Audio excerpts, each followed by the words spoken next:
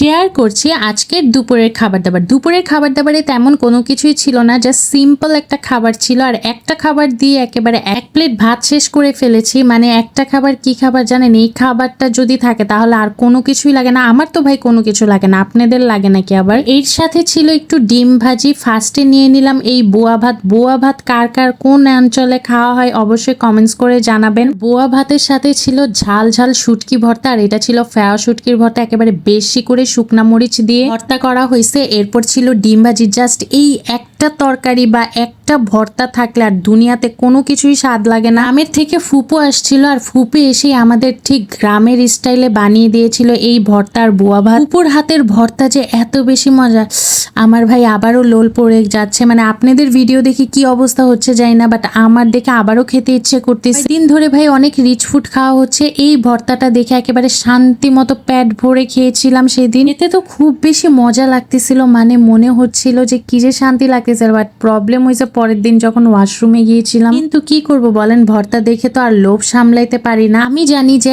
আমার এই খাওয়ার ভিডিও দেখে আপনাদের জিভে জল চলে আসতেছে, তার উপর যদি হয় ভর্তা তাহলে তো আর কোনো কথাই নেই। যেহেতু আমার খাবার দাবারের ভিডিও আপনারা অনেক বেশি পছন্দ করেন, আর এখন কমেন্টস করে আমাকে জানাবেন যে আপনারা কি ধরনের খাবার দাবারের ভিডিও সবচেয়ে বেশি দেখতে চান। মানে নর্মাল কোনো খাবার দাবার, নাকি ভর্তা টাইপের খাবার দাবার, নাকি কোনো রিচ ফুড টাইপের খাবার দাবার, নাকি গরুর মাংস, কোন ধরনের খাবার কি আমি প্রতিদিন যা কিছু খাই সেটাই দেখতে চান। আর অবশ্যই আমাকে এটাই কমেন্টস করে জানাবেন। আর এটাই ছিল আমার আজকের দুপুরের খাবার দাবার। তো আজকের ভিডিওটা এই পর্যন্ত। Bye bye, thanks for watching.